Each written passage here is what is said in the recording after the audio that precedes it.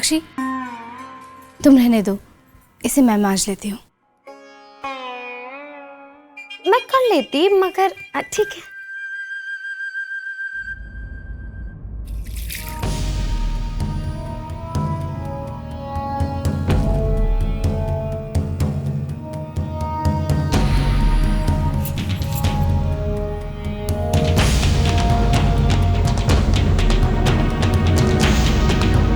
मैंने बहुत कोशिश की, हर वो काम जो बहुत मुश्किल लगता था मुझे, जो लगता था कि मैं कभी नहीं कर पाऊंगी, उसे करने की मैंने पूरी कोशिश की।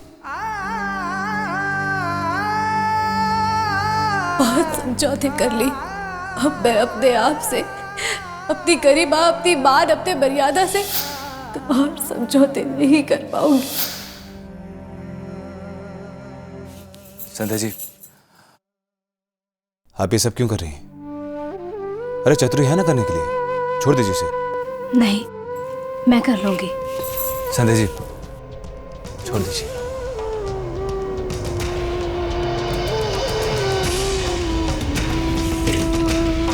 बात तो सही है सूरज, ये कढ़ाई के लिए नहीं, पढ़ाई के लिए बनी। 14वीं पास है ना? अरे चतुरी, छत की सफाई करती रहेगी क्या? चल जल्दी से आ और नीचे आकर कढ़ाई मांज दे। अब तो बीननियों के रहते हुए भी 2-4 नौकर और रखने पड़ेंगे आने वाले वक्त पर। भाभो, वो मैं अजमेर जा रहा हूं, एक बहुत बड़ा ऑर्डर है, पार्टी ने बात करने के लिए वहीं पे बुलाया। बढ़िया है बेटा, जा खूब तरक्की कर रे। पूरे राजस्थान में थारी मिठाई की बिना हर मौका फीको रहे। जा बेटा जा। जेठ जी, आप जा ही रहे हैं तो राठी साड़ी सेंटर की पर्चियां भी बांट दीजिएगा। हाँ मीनाक्षी, तुम चिंता ना करो, मैंने पर्चे रख लिए हैं, तुम्हारे लिए भी 2-4 ऑर्डर लेके आऊंगा। जेठ जी, सच में आप देवता समान हैं, आपको तो कुछ कहने की जरूरत ही नहीं पड़ती।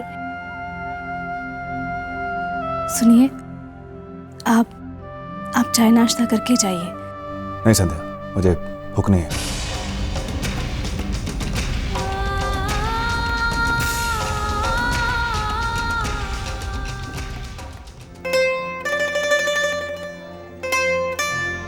छोटू, ध्यान से पढ़ाई करना, इधर उधर घूमना मत। हाँ,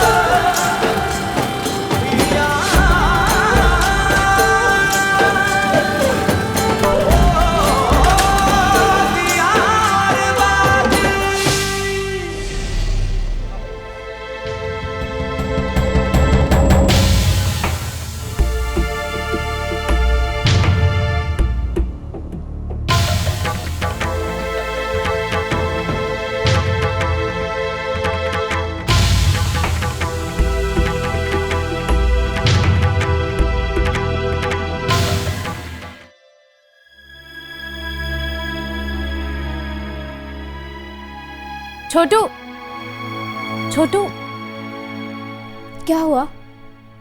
कोई सवाल समझ नहीं आ रहा क्या?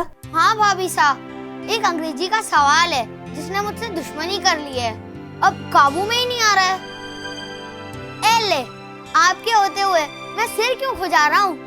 आप तो अंग्रेजी के पंडित हैं। अब भाभी साहब, थोड़ा यहाँ आके बच्चे की मदद करो ना। आती हूँ। और ले ले, तुम्हारे से ही सुलझ जाता तो अभी बच जाता। अब तो भाभी सा आ रही हैं।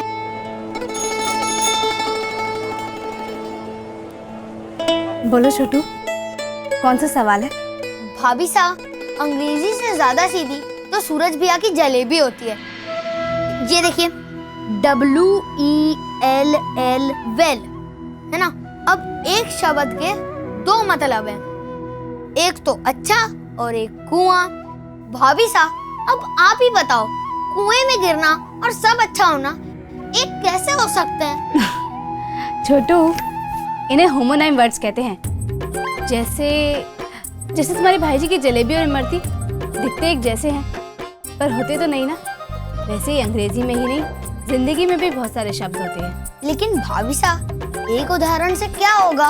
अंग्रेजी में तो ऐसे कई सारे शब्द हैं। हाँ, तो जीवन में भी ऐसे बहुत सारे शब्द होते हैं। जैसे आंसू, जब आँख से निकलते हैं तो चाहे खुशी के हो या गम के, होते तो आंसू ही है ना, लेकिन उनके निकलने के कारण अलग अलग होते हैं, है ना। गजब भाभी साहब, आपने इतनी अच्छी तरीके से समझाया कि मैं कभी ना भूलूंगा। समोसे कैसे दिया? समोसे 8 रुपए के दिए मैंने। 4 दे देना। ठीक है जी। भाभी साहब, वो गनगौर चल रहा है ना, इसीलिए इन दिनों मिठाई भी बहुत बिकती है और जम के भीड़ इकट्ठी होती है दुकान पर। और बेचारे पप्पूड़ा को देख लो, इतना हड़बड़ाया हुआ है कि एक और ग्राहक दुकान पर आ गया तो दुकान छोड़ के भाग जाएगा। और भाभी साहब, मैं भी क्या करूं? अब सूरज भैया मुझ पर सख्ती कर गए हैं कि मुझे अपनी पढ़ाई के अलावा और कुछ भी नहीं करना है। सही कह गए तुम्हारे भाई जी, परीक्षा सर पर है, तुम्हें अपना पूरा ध्यान पढ़ाई में ही लगाना चाहिए। जी।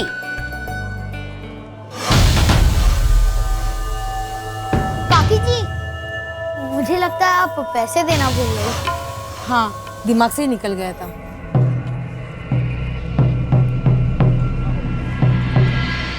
भाई जी, अब 2 मिनट और हिम्मत रखिए, मैं अभी भाभी से पूछकर आपकी मदद के लिए आती हूँ। भाभी जी, आप परेशान मत होइए, मैं सब कुछ संभाल लूंगा भाभी जी। भाई जी, इसमें परेशानी कैसी?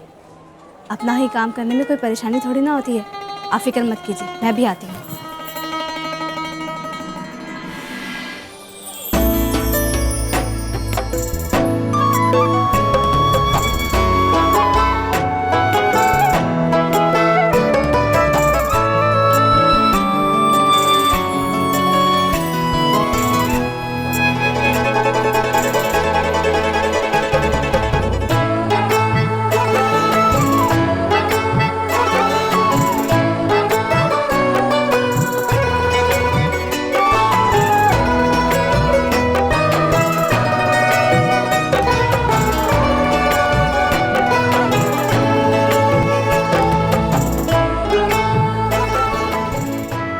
जी, सूरज भाई जी के हाथ की बनी इमरती दे दीजिए 1 किलो।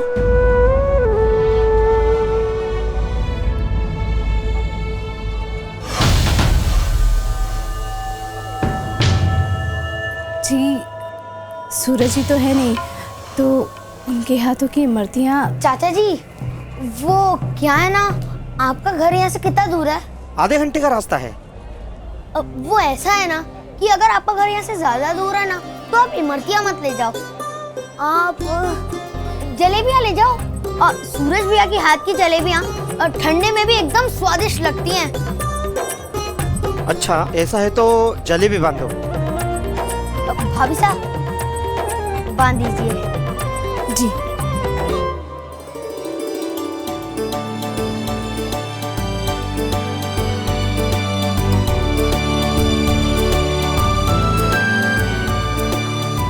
जी।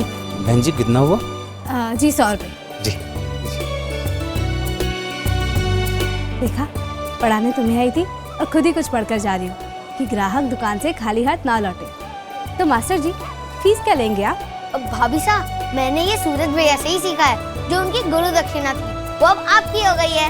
अंटा संटा हो गया सब, किसी को कुछ नहीं देना।